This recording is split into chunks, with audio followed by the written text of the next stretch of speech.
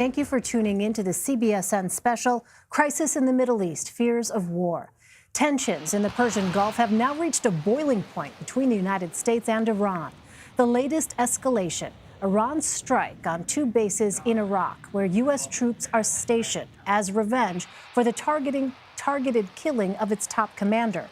President Trump has since announced new sanctions on Iran as punishment, but an end to the conflict doesn't yet seem to be in sight.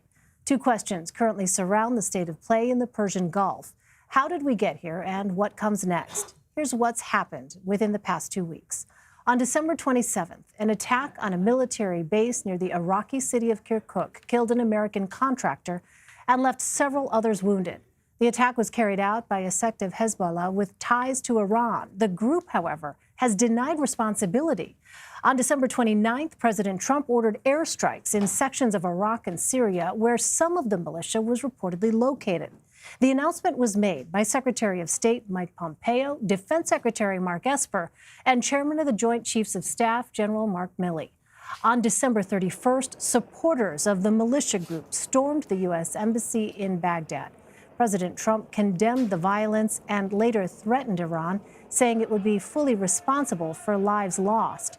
On January 2nd, President Trump ordered a drone strike on Baghdad International Airport that resulted in the killing of General Qasem Soleimani. Iran and the world immediately reacted to the death of Soleimani. While Iran vowed revenge, President Trump defended his order. What the United States did yesterday should have been done long ago. A lot of lives would have been saved. Just recently, Soleimani led the brutal repression of protesters in Iran, where more than 1,000 innocent civilians were tortured and killed by their own government. We took action last night to stop a war. We did not take action to start a war. Earlier this week, on Monday, a sea of mourners took to Tehran to attend Soleimani's funeral. The slain general's successor publicly vowed to avenge his death. Meanwhile, 3,000 additional U.S. troops were deployed to the Middle East. On Tuesday, Iranian officials promised retaliation was on its way, while Defense Secretary Mark Esper defended President Trump's strike. He said while the U.S. is not seeking a war with Iran, it's ready to finish one. And late Wednesday night, Iran kept its promise of retaliation.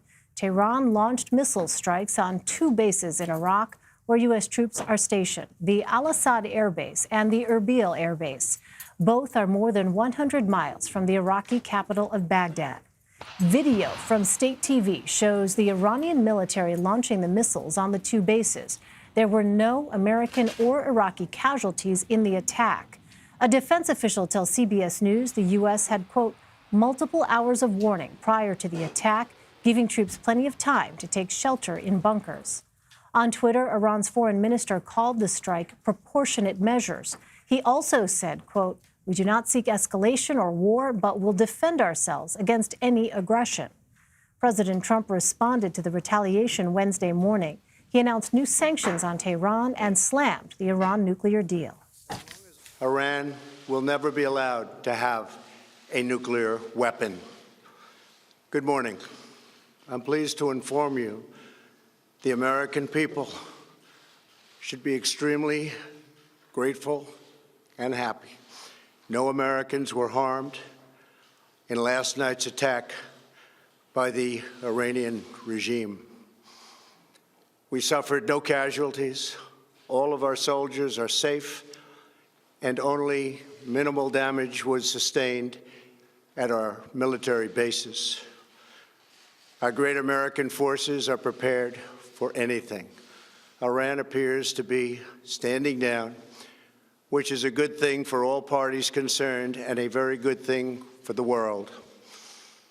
No American or Iraqi lives were lost because of the precautions taken, the dispersal of forces, and an early warning system that worked very well. I salute the incredible skill and courage of America's men and women in uniform. For far too long, all the way back to 1979 to be exact, nations have tolerated Iran's destructive and destabilizing behavior in the Middle East and beyond. Those days are over. Iran has been the leading sponsor of terrorism, and their pursuit of nuclear weapons threatens the civilized world. We will never let that happen. In recent months alone, Iran has seized ships in international waters, fired an unprovoked strike on Saudi Arabia, and shot down 2 U.S. drones. Iran's hostilities substantially increased after the foolish Iran nuclear deal was signed in 2013, and they were given $150 billion, not to mention $1.8 billion in cash. Instead of saying thank you to the United States, they chanted death to America. In fact, they chanted death to America the day the agreement was signed.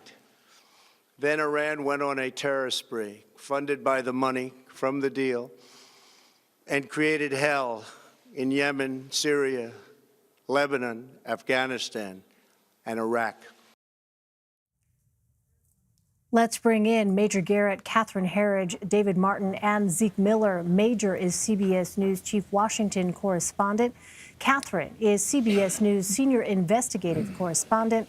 David is CBS News National Security Correspondent. And Zeke is an Associated Press White House reporter and CBSN political contributor. Welcome to all of you. Major, I want to begin with you. President Trump made a claim that the Iranian missiles fired on Tuesday night were paid for by the funds made available by the Obama administration.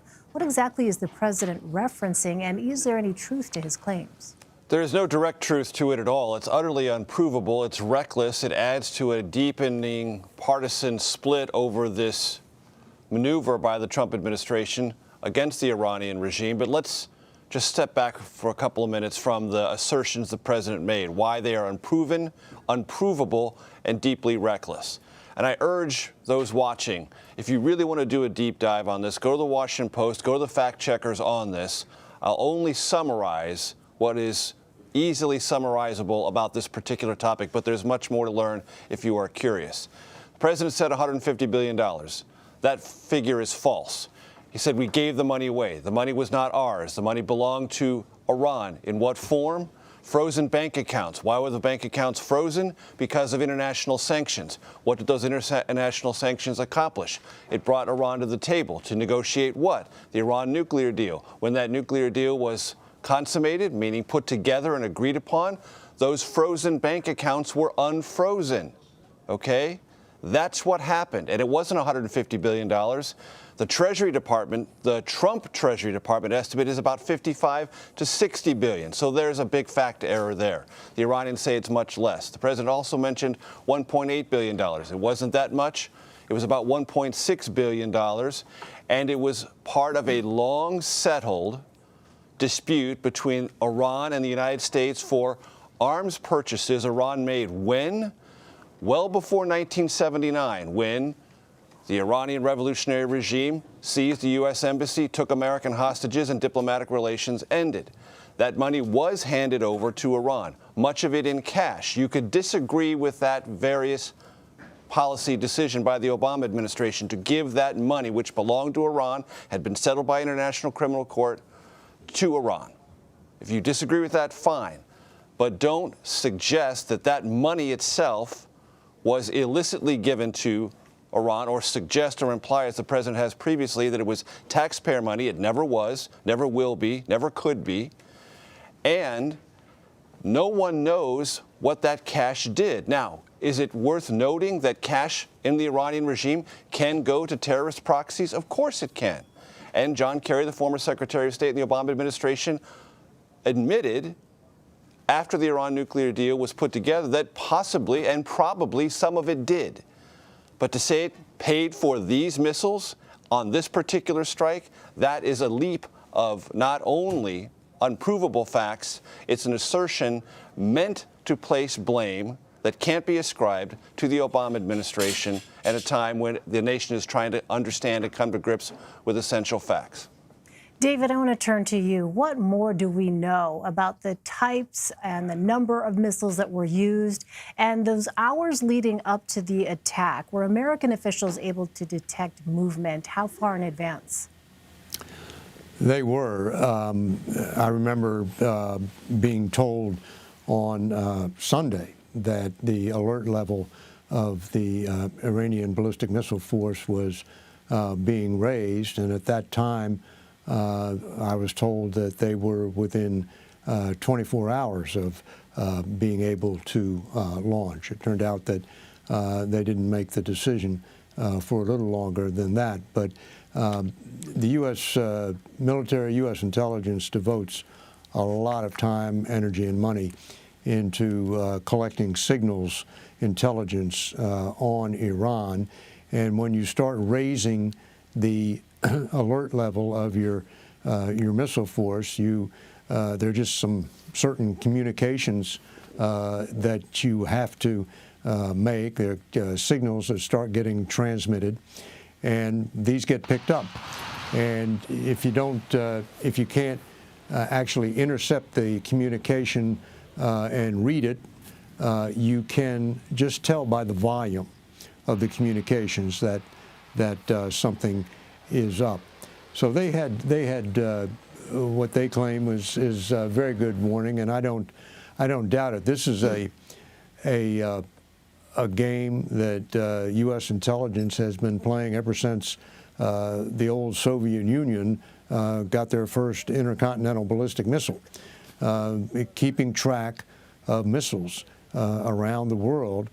And there is, in the United States government, every time a missile goes off anywhere in the world, it is detected by an infrared satellite that's 22,000 miles up in space, and immediately a conference call is convened of government officials to determine whether or not that missile is a threat to the United States. Usually the call is over in less than a minute because it's the initial trajectory shows it's not a threat to the United States. But this is a system that has been built up over years and years and years. And in this case, as the president said, the early warning system worked. And I should point out, it's a good thing the early warning system worked, because the U.S. had no defenses against ballistic missiles in Iraq. Those defenses usually consist of Patriot air defense missiles, and there are no Patriot air defense missiles in Iraq because the U.S. troops are there to fight a force, namely ISIS, which doesn't have ballistic missiles, so it was not prepared to defend against a ballistic missile attack from Iran. Well, Zeke, the president spoke with NATO's Secretary General about this situation. What came out of that conversation?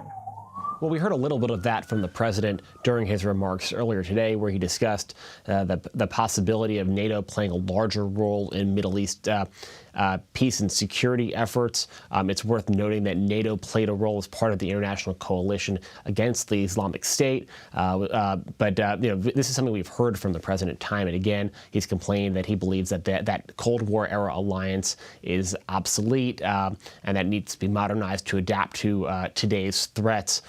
So that was the substance of the president's phone call with the Secretary General of NATO, and then also some of his public remarks. That said, it's worth noting that NATO's current mission on the ground, which has been to train Iraqi partners to fight against the Islamic State, that mission has been suspended over the last several days, like the U.S. mission, due to the exact same thing because of force protection concerns. So in the short term, NATO, like the U.S., like U.S. forces in the region, are not really engaging in their primary mission. They're in more of a defensive posture. And then longer term, any effort to get NATO to play a larger role in the region would require consensus among the president and the rest of the alliance. And as we saw from the last meeting that was held in London in December of the alliance, there are some deep divisions over the nature of the alliance, its priorities, and also, of course, how much everyone should be paying for it. And that's been a particular issue we've heard the president time and again harp on. Right. We've certainly heard him say that time and time again. Catherine, members of the House and Senate have now been briefed on the strike that killed the top Iranian general last week, and not everyone appears to be satisfied. What more, Catherine, do we know about this? Well, it's a very mixed assessment from the lawmakers who were in that classified briefing, Elaine. Let's start with Republican Senator Mike Lee. He told reporters at the stakeout on Capitol Hill that he is a supporter of the president, that President Trump, he said, had shown tremendous restraint, but he thought that this was the worst military briefing that he'd had in almost a decade. He said they were told that any kind of challenge to future actions or response from the United States would be, in effect, emboldening Iran. Now, if you look at a Democratic response from Senator Tim Kaine, he said he saw no intelligence that satisfied him that there was an imminent threat that justified the strike against General Soleimani. But then Republican Tom Cotton said that it was clear to him that the strike had been highly successful. He said the response by the Iranians last night was feckless and weak. And he also indicated that Iran had not only de-escalated because the decisions taken by the Trump White House, but he said it had, in effect, taken a U-turn, and that Iran finally understood, in the face of further military pressure by the United States, that they would be held responsible for actions by additional parties, so their proxies and their militias. Right. So, Catherine, the FBI and Department of Homeland Security sent law enforcement a warning highlighting the terror threats Iran poses. What more can you tell us about this bulletin? Well, this bulletin went out from Homeland Security and the FBI. It did not speak to any specific or credible evidence of a retaliatory strike by Iran targeting U.S. interests, but it laid out what is seen as the most likely response from Iran if they proceed. And that's kind of a 1-2 punch. First, an attack, which is a physical attack like what we saw in Iraq last night, followed then by a cyber attack. It's kind of like a 1-2 punch. And the cyber piece is important because it sows confusion, and Iran's past pattern has been to attack financial institutions as well. And because attribution in cyberspace is so difficult, it can be hard for the U.S. to pinpoint on Tehran. And just to emphasize what I've been saying for a couple of days here, when you look at the cyber DNA, what you see is that Iran is very similar to Russia because they have historically relied on Moscow for technology as well as training. Major, we know all of this, of course, is happening against the backdrop of the election in November. Is there any way to know whether the actions the president has taken, namely to pull back a bit, as we've seen here in the last day, a decision based on that kind of political climate, domestically speaking, or is this something that as commander-in-chief, an action he decided to take anyway as commander-in-chief? Well, every action of a commander-in-chief, and especially one of this magnitude and probably long-running consequences, is going to be evaluated in a political context. That evaluation doesn't mean it was decided on a political basis. It just means there will be political reaction to it. And I do think it's worth taking the administration at its word that there had been several instances of Iranian provocation that did not elicit a kinetic military response from the United States all through the months leading up to, as you started this show, the December 27th rocket attack that led to the death of one American contractor and the injury of several others, plus the attempted movement toward the U.S. Embassy in Baghdad. Those were things that brought this to a new level and a new level of seriousness. There is this ongoing debate about the quality of this intelligence that suggested another attack was coming. How lethal was it going to be? How imminent? Lawmakers are disagreeing about it, but there was something there that got the U.S. attention. All of those things taken together in any time, whether there's an impeachment trial looming, as there is, a re-election campaign looming, as there is, would attract the attention of an American president and at least create a very serious internal debate about what to do. This president decided to do what many regarded in his national security team as one of the, if not the most maximalist reaction. Take out Qasem Soleimani and send Iran an unmistakable message that the United States had reached its limit, and this was now going to be viewed through a completely different lens, and Iran better do that as well. I wouldn't say the president has taken any particular off-ramp right now. Both sides have done what they have done for the time being. But to Catherine's previous point, I don't think there's anyone in the U.S. intelligence or national security community who believes this is over. It may be paused for a period of time. Iran may be waiting, either in cyberspace or elsewhere.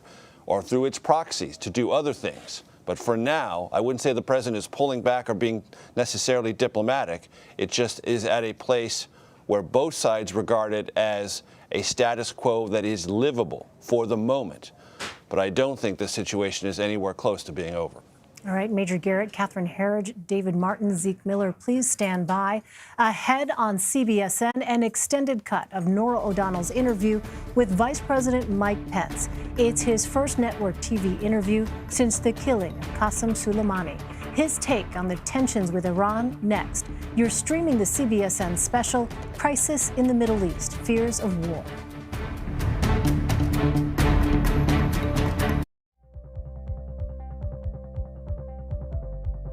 You can watch CBSN 24/7. We've got an amazing story to share with you. Let's talk about the latest developments. There's so many levels to this. We have a CBS News exclusive. Fires in California. What happens next and how does it all play out? We are on a mission with Nato. I understand you have some breaking news. It's not over yet, is the bottom line. This is a massive operation. It's quite an adventure here at CBSN. It's been a day. You can watch CBSN 24/7. It's easy to find us and it's free. One way to watch us is on our website, cbsnews.com. Just go to live and then click CBSN. You'll be instantly connected to CBSN for all of the latest news. And you can also watch by downloading the free CBS News app. Just click on the player and you're watching CBSN live. Check us out on all of your devices. We're always on. What really matters in journalism? The truth matters. Facts matter. Getting to the heart of the story matters. Your dad saved their lives. It's what we do at CBS News, and it's our promise to you. The CBS Evening News with Norah O'Donnell.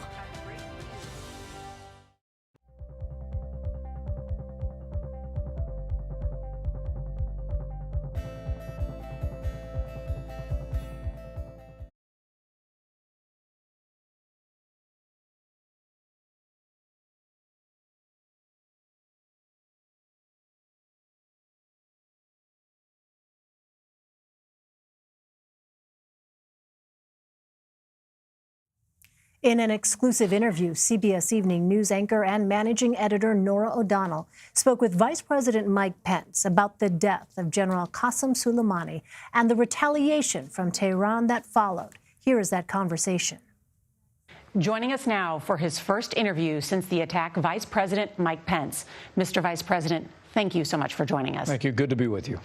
Iran's supreme leader called the attack a slap in the face.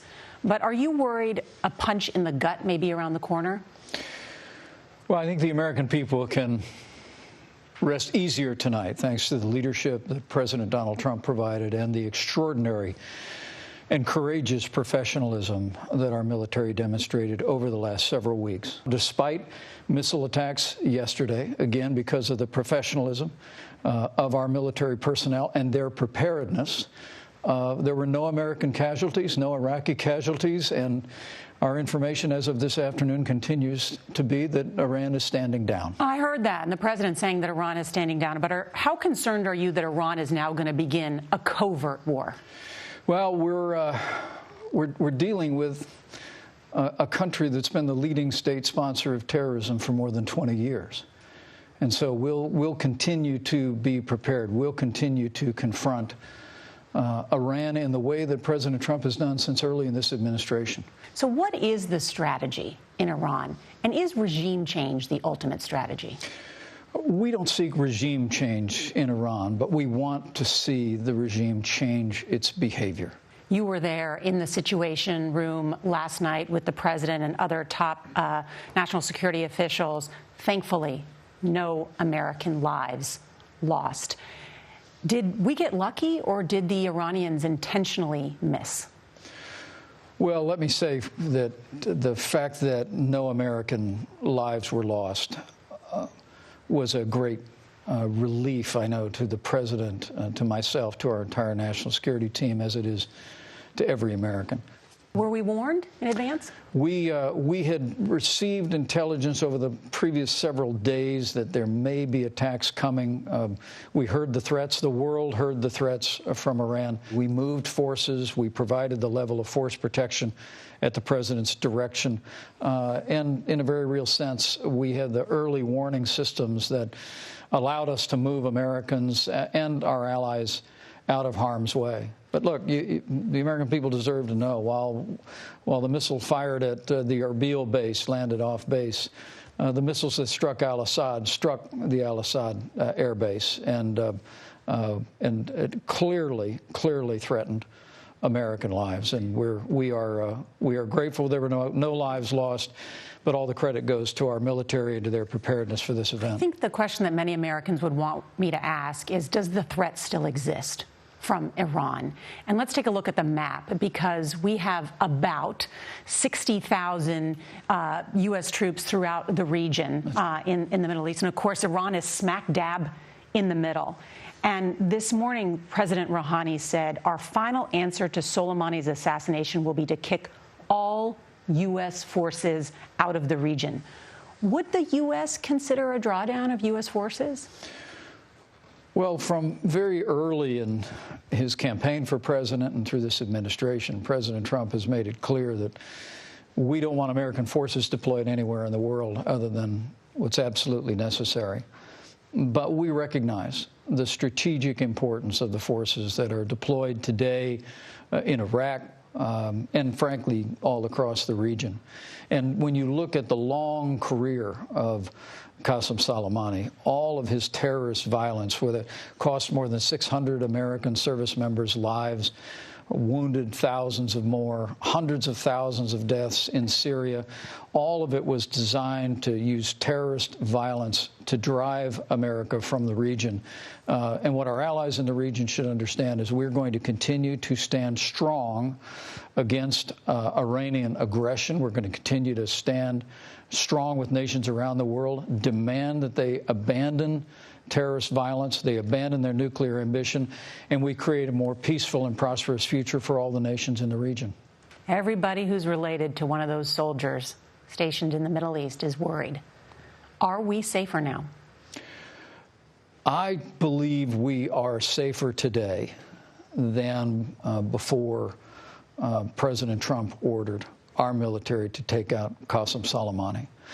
This was a man who had been leading a terrorist state-sponsored organization in the region, sowing violence, and his elimination from the battlefield, and also the president's demonstration of not only the ability to use military power, which the world knows we have. We have the strongest military in the history of the world. But what President Trump, our commander-in-chief, demonstrated was we have a president who's also willing to use American military might to protect American lives. We lost one American life on December 27th, and the president ordered military strikes on those Iranian-sponsored militia bases. He moved troops into our embassy in Baghdad to protect American lives, and he ordered us to take out Qasem Soleimani to save American lives from an imminent attack that was being prepared. One might say that taking out Soleimani is like taking a baseball bat to a hornet's nest. And those hornets are Iranian proxy groups. Are you convinced that they won't come after Americans?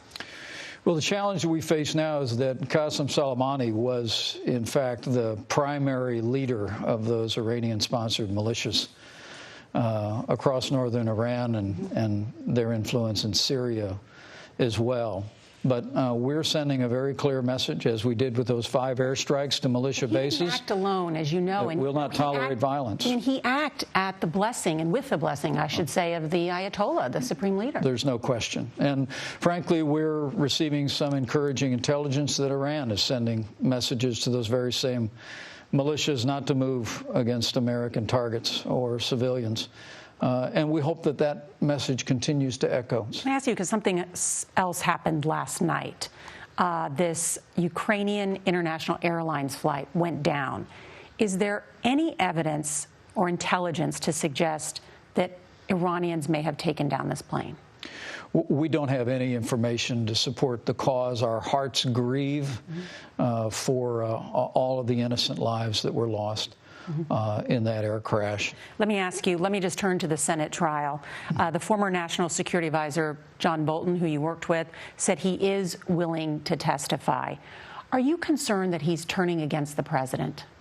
Well, I have no concerns about John Bolton or the facts of the case, but it really is remarkable, Nora, that after they rushed this partisan impeachment forward, this sham investigation, where the administration was not allowed to have counsel, not allowed to call witnesses, now they're demanding that the Senate bring additional witnesses and bring additional evidence. And I think the American people see through this.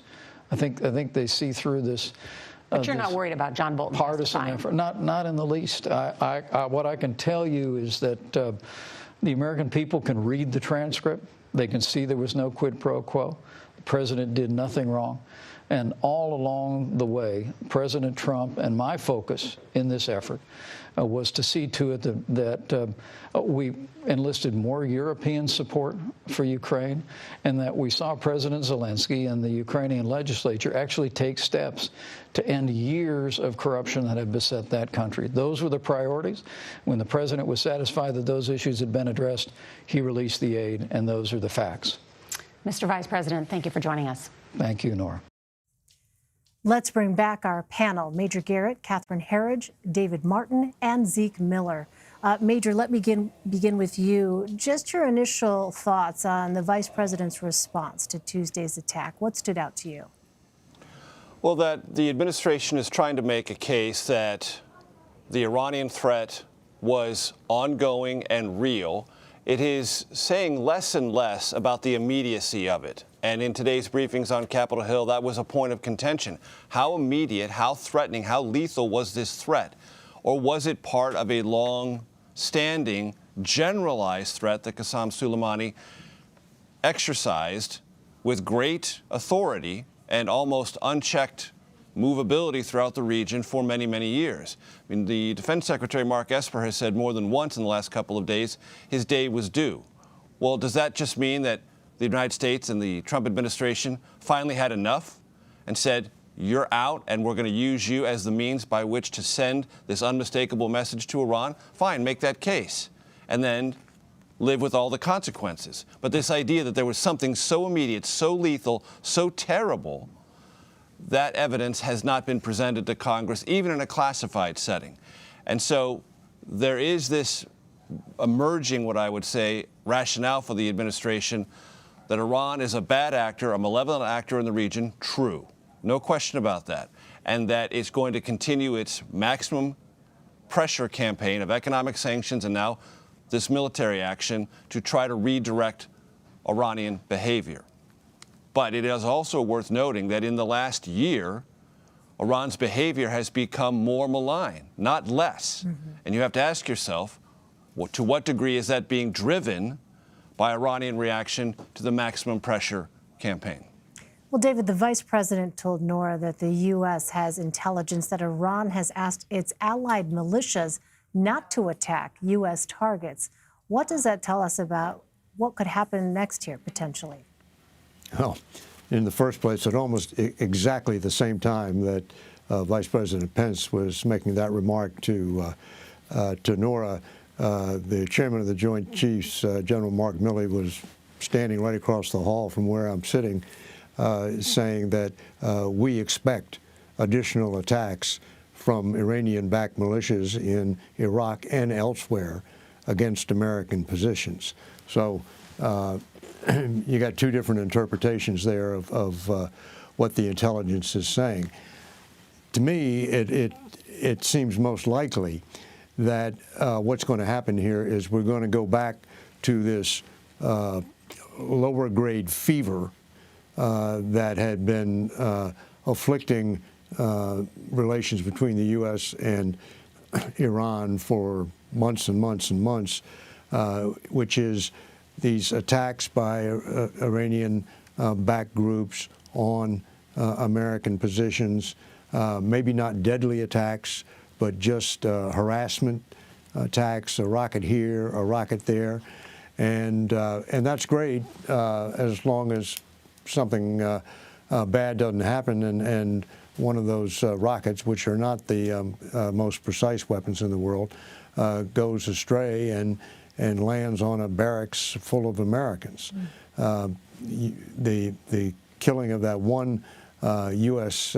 contractor, who, by the way, turned out to be a naturalized citizen of Iraqi descent, that set off this series of events which led to this crisis, which, for a while there looked like it was going to take us over the brink. And I think it's noteworthy in both the president's remarks and in Vice President Pence's interview with Nora, he doesn't say Iran is backing down. All he's saying is Iran is standing down. And all that means is Iran is taking its forces off alert. Iran is no longer preparing for an attack against United States interests with its military, with the military based in Iran, which has a return address. If we get hit by them, we know where it came from. But I think I just can't imagine Iran giving up its covert campaign to drive the U.S. out of the Middle East.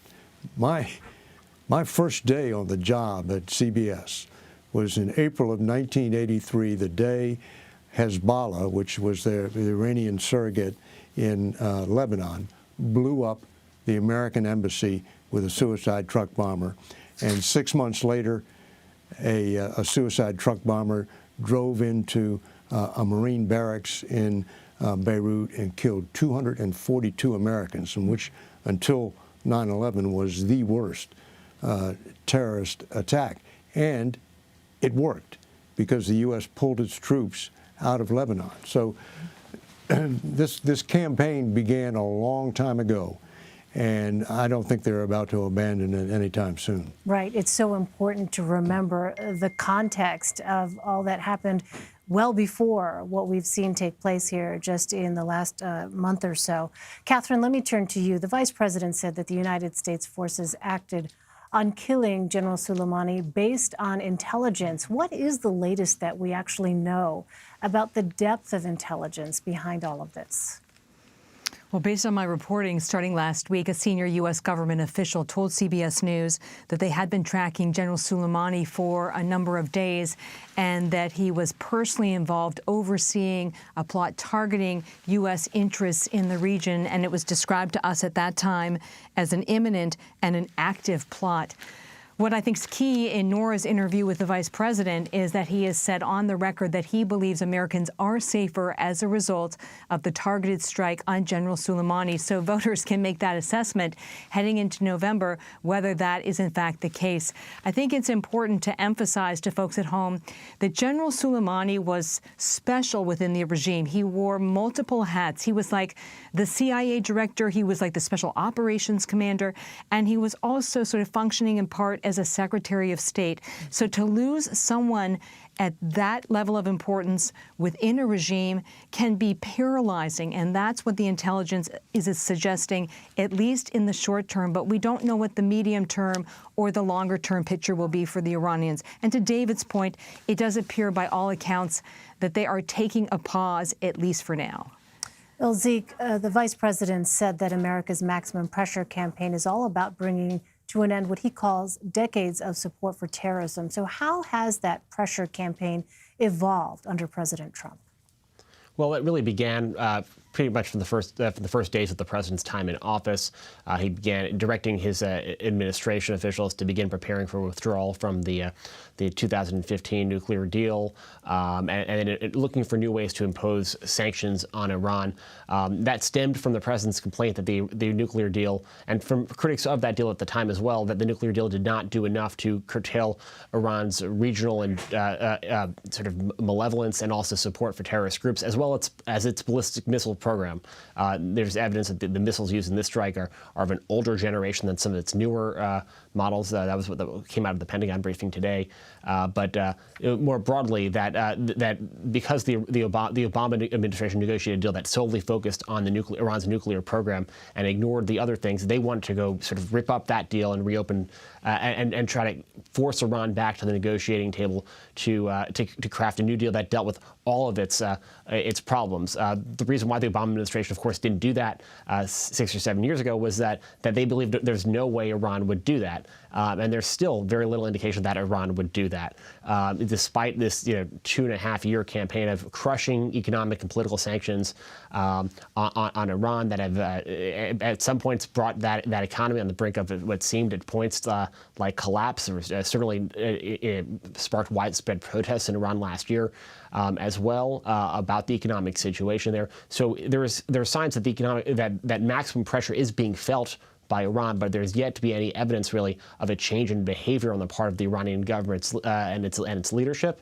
and that's the real challenge. I mean, tactically, what the Trump administration is doing has been successful. That is imposing crushing sanctions on the Iranian government, but strategically, in terms of getting the outcome at once, that is yet to be in evidence, and there really has been no assessment from anyone across the U.S. government that anything that we have seen so far is going to change that just yet. Major, before we go, the first thing the president said during his speech on Wednesday was that he would never let Iran get a nuclear weapon. Based on what we know about how far along Iran's nuclear program is it clear whether or not the president will have to go far, how far he will have to go, rather, to keep that promise? Well, this is a very good point to make as we sort of try to wrap up or contextualize this conversation, Elaine, because this is the next great challenge. So Iran has been stepping away from its obligations under the Iran nuclear deal and suggesting very recently that it's going to start using centrifuges again, start making nuclear material, which could bring it closer to obtaining a nuclear weapon. Because the United States has pulled out of the nuclear agreement, Iran didn't feel bound by that, was sort of staying with it a little bit, but the death of Qasem Soleimani has certainly incentivized, from the Iranian point of view, not dealing with America on this basis. And if, in fact, Iran does visibly accelerate its pursuit of the means and material necessary to build a nuclear weapon, the president's vow, which he stated before he even began his prepared remarks this morning, will be tested. Why is this so important? Because there's lots, and David, I will defer to him on this, but I know there is Pentagon analysis of how difficult it would be to take out or to degrade the nuclear facilities Iran built. Did it build it in secret? Did it build it in contravention of its public commitments to live up to international law? Yes, that's all true. So was it doing it off the books and against international law? Absolutely. But that doesn't mean it doesn't exist, and it doesn't mean it's not difficult to take out. And if, in fact, the president, and he used the attack on Qasem Soleimani to tell the Iranians, I'm serious. When you hear my words, you better believe them. If Iran does move in the direction to accelerate pursuit of the means by which to create a nuclear weapon, then this is going to come to a head. And it could come to a head in a matter of months. And that's in addition to all the other things we've talked about. Iranian proxies, waiting, cyber attacks, other things in the region or in parts of Europe or maybe even here in the United States. As revenge for this, the nuclear question, I think, looms the largest. Right. Profoundly high stakes here. Major Garrett, Catherine Herridge, David Martin, Zeke Miller, thank you all very much. Still to come, the killing of Iran's top commander has nearly led to war with the United States. We'll take a look at what Qasem Soleimani's death means for the Gulf region. This is the CBSN special, Crisis in the Middle East, Fears of War. We'll be right back.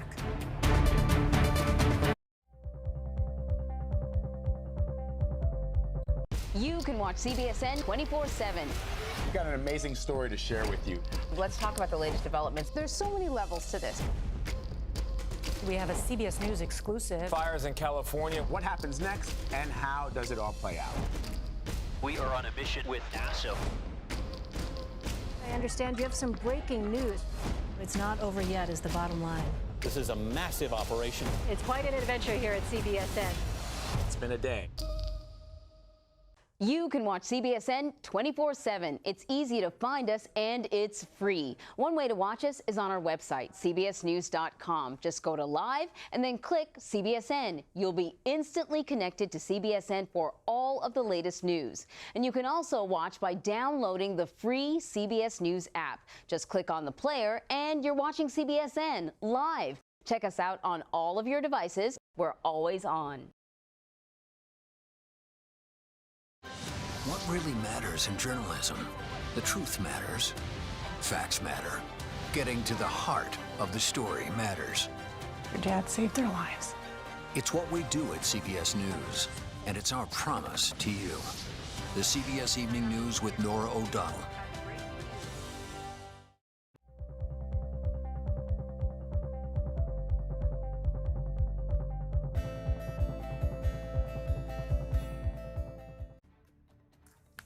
After days of back and forth threats and warnings, the latest tensions between the United States and Iran lead back to the death of General Qasem Soleimani. He was the head of Iran's elite Quds force and was blamed for the deaths of hundreds of American troops. Holly Williams has more on the significance of Soleimani's death. The loss of Qasem Soleimani is a heavy blow to Iran.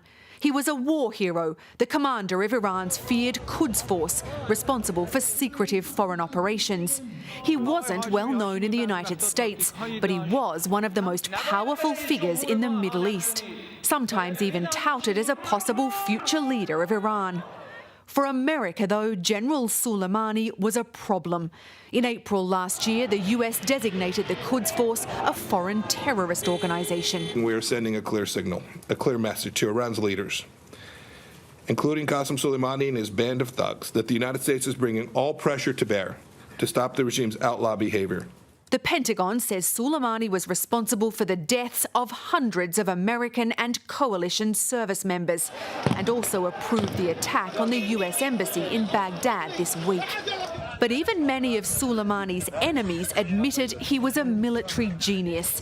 He spearheaded Iran's involvement in the Syrian civil war, helping to shore up the Syrian regime's grip on power. And in Iraq, ironically, he and his forces were on the same side as the US, fighting against ISIS. Behnam Ben Taleblu is in our Washington bureau. He is a senior fellow at the Foundation for Defense of Democracies. Behnam, thanks for joining us. Given what you heard from the president, do you believe the U.S. response to this latest incident was a measured one? Well, great to be back with you. I think the U.S. response, especially given what we now are beginning to find out about the Iranian response, the ballistic missile strikes against two military facilities in Iraq where the U.S. and Iraqi forces are co-located, was measured. It was very prudent, and it offered Iran a de-escalation path, an off-ramp. And I think all eyes are going to be on Iran if they take it. Well, the president announced that the U.S. will impose more sanctions on Tehran. But if the president offered some sort of an olive branch to Iran, would he be perceived as politically weak? You know, I think that's one thing that we should disaggregate here. Offering Iran an off-ramp from military escalation should not be confused with offering Iran premature sanctions relief, which is actually the goal of Iran's larger escalation policy. It's worth remembering for the viewers that starting in May of 2019, which is the one-year anniversary of the U.S. leaving the 2015 nuclear deal, the JCPOA deal, what Trump calls the Obama nuclear deal, the Iranians started to escalate their nuclear program, their activities in the region, in the Persian Gulf, and everything that the U.S. is worried about much further, so as to get America to end prematurely its sanction strategy. So if the U.S. offers Iran this premature economic and financial relief, that would give the regime a lease on life, and I could absolutely see the president perhaps getting attacked from both sides of the aisle on that. But if the Americans actually de-escalate, I think that's responsible statecraft.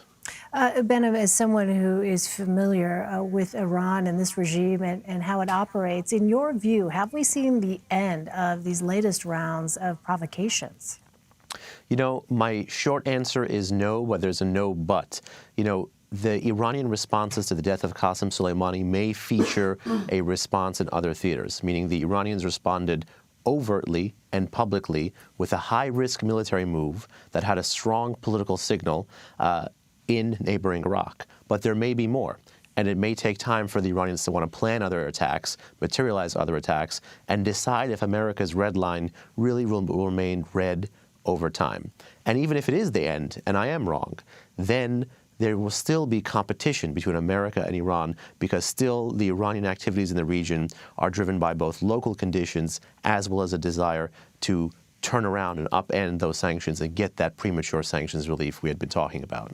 Well, how have America's international allies responded to this? What are their strategic interests in the region?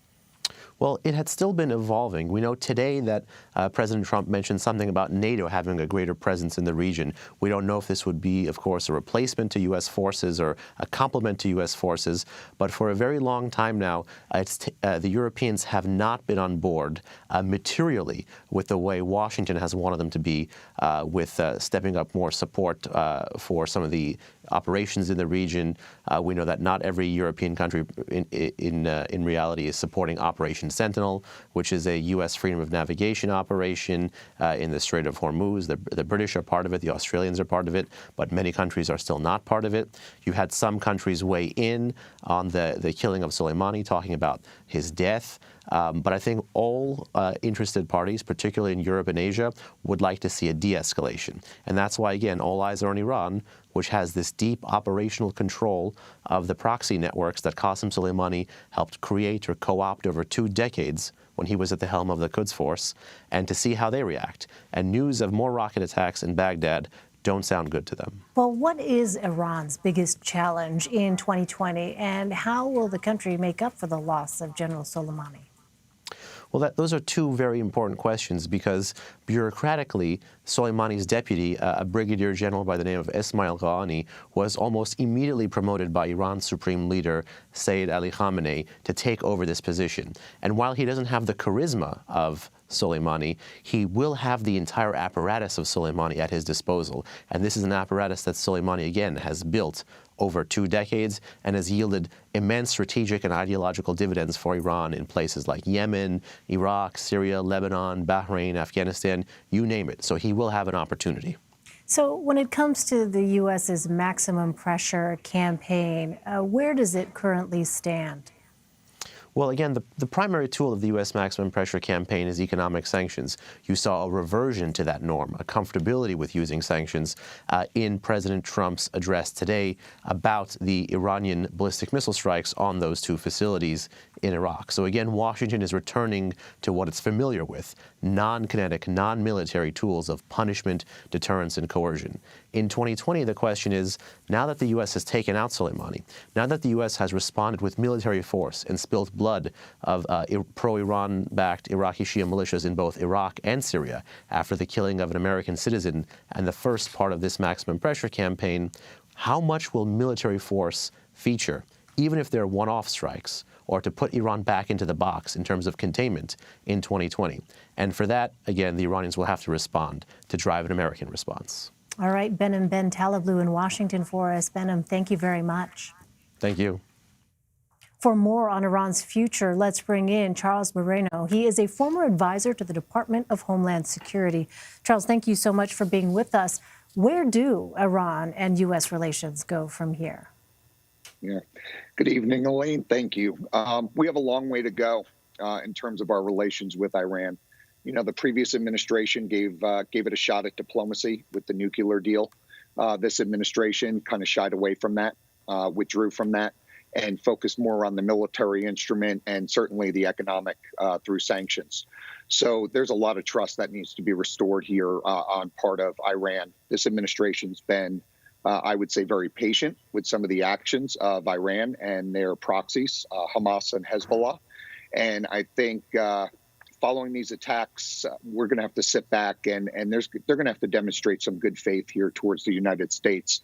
And I've read earlier reports that, you know, Iran has relayed to the militia and to their terrorist proxies to kind of stand down and not hit U.S. assets in the Middle East or within the United States. And really, the proof is going to be in the pudding here, and we're going to have to sit back and watch. So given the tensions, how likely or unlikely is it that Tehran and Washington actually come to the negotiating table? Yeah, it's going to be very interesting to see how quickly or not diplomacy comes back on the scene. Like I said, Iran really has demonstrated some bad characteristics here recently with the attack on the embassy, the downings of the drone. I mean, we can go on and on about some of their past behaviors, which are very concerning. And I think the United States was quite frankly very patient with. So I think the burden here is on Iran. I think if they demonstrate some good faith and that this kind of stand down that's occurring right now is going to last and that their proxies understand Iran's intentions and desires, then maybe we can see diplomacy come back in the not so near future. Well, what does this latest altercation do for regional security going forward? Yeah. So the region is obviously on high alert here, not just based on Iran's behavior, but also through its militia and through Hamas and Hezbollah. Again, back to the behavior, back to how is everybody going to behave here? I think you have the two countries in Iran and the United States are certainly kind of at the same level right now. The problem is we're not just dealing with Iran. We're also dealing with their proxies. And that's really the unknown. This would not be the first time that their proxies went against their desires and took independent actions. One example I can think of, I certainly can guarantee that Hamas and Hezbollah do not seek Iran's authorization every time they decide to shoot a missile into Israel. So that's the type of situation that we're looking at here. And the other thing I would bring up too is that we can't assume that Hamas and Hezbollah and others in the region are quite frankly very happy with the tempered response that Iran set forth in their response last night, or the fact that this hasn't escalated with the United States. So there's really a lot of unknowns here. Well, let's talk about Russia. What is Russia's take on what is going on? Does this create a power vacuum in Iraq and the rest of the Middle East that they can step into? Yeah. Well, Iran, as we've seen in Iraq after Saddam Hussein was removed from power, Iran filled that void in a very large way in Iraq. So I think Russia in this situation, quite frankly, I would be very surprised if Russia was not playing a role here with Iran in trying to calm things down in the region. I believe that Russia knows what the United States is capable of. I think in this situation, if you look back towards the attack on the embassy, Iran may have overplayed their hand on this one. They got called on it by the United States. And I think Russia certainly probably advised Iran to take a step back, save face, launch some missiles. I do think that, launching 24 missiles, they certainly wanted to kill somebody and they would have accepted the casualties if it happened, which would have led to a whole nother level of escalation with the United States. I think they're very lucky that nobody was killed and the early warning system worked and worked well and nobody was killed. So I think Russia is probably playing as an ally to Iran, playing their important role in kind of bringing this down to a simmer. All right, Charles Moreno. Charles, thank you. Thank you. And for the very latest on the Iran fallout, be sure to head to cbsnews.com/Iran. You can also get updates by downloading the free CBS News app. Coming up in our next hour, it's red and blue. It's been 3 weeks since the House voted to impeach President Trump. Why Senate Republicans now say they have the votes to start a trial. Plus, Facebook's policy chief was brought up to Capitol Hill to face questions on the efforts to crack down on deepfakes. More on what she told lawmakers. All that and more coming up next on Red and Blue.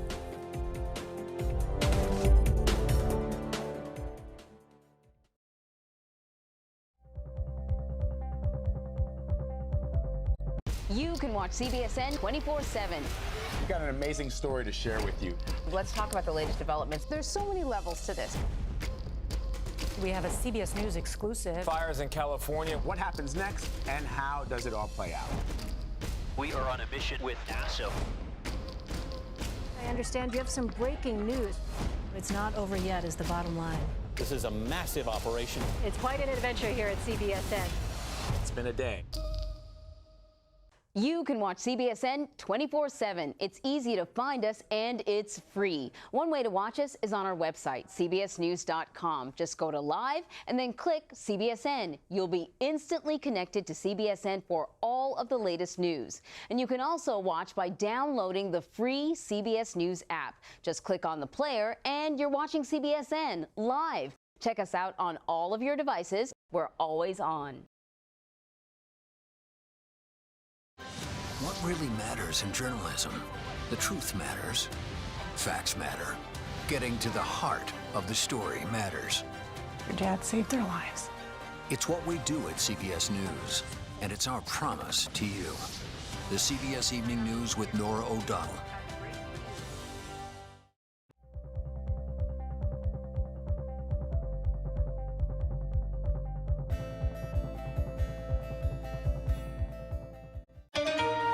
Our nation's capital. Decisions are made here that affect all of us. So join us every evening as we bring you CBS News original reporting from around the world while keeping our eye on what's going on right here in Washington.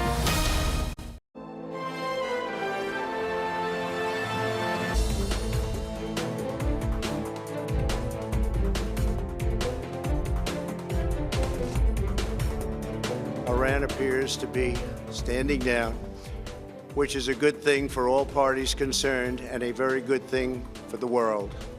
Ahead on Red and Blue, President Trump addresses the nation for the first time since Iran's attack on U.S. troops in Iraq and announces fresh sanctions on Tehran.